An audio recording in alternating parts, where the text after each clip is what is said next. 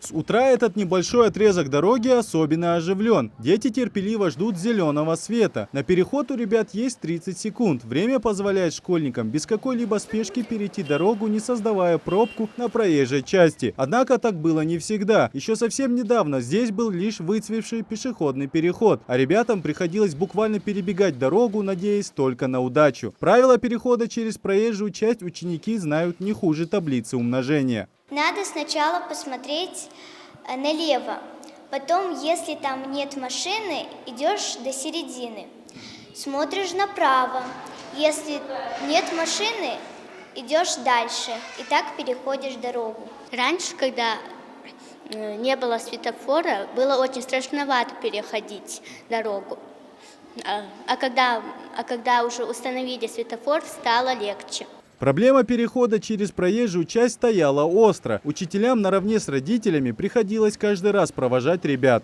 В этом году, благодаря нашему горсовету, депутатам, которые работают, нам установили светофор, за что мы очень благодарны. Теперь нам не приходится лишний раз выходить, провожать детей. Дети сами переходят дорогу самостоятельно, добираются до дома. У нас дети не могли нормально перейти, машины не останавливались. Мы боялись за своих детей, за своей жизни боялись. Мы не раз обращались к руководству школы, к депутатам нашим городским, писали, говорили на собраниях. Этот вопрос не раз обсуждался.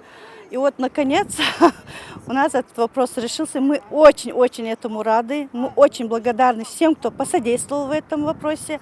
Обращения педагогов и учителей были услышаны довольно быстро. Депутаты городского совета взяли проблему на личный контроль. Дополнительный светофор установили в кратчайшие сроки. Несмотря на то, что по ГОСТу на этом участке дороги должна быть лишь разметка наземного пешеходного перехода. Что сделал он там, мигающие сделали, там они вот переграждение сделали. Они сказали, что мы не можем больше там ничего делать. Все, что надо было по ГОСТу, мы сделали.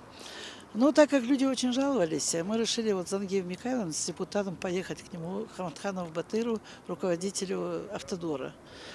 Попросили его, упросили, сказали, это сделай детям.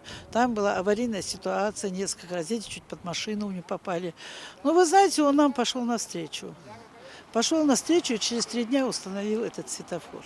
Долгий спор между пешеходом и водителем, кто прав, кто виноват и кто должен уступить дорогу, успешно решен. Теперь дети переходят трассу на зеленый свет в положенном месте, а водителям не нужно гадать, уступить или продолжить движение. Горит красный, значит стоп.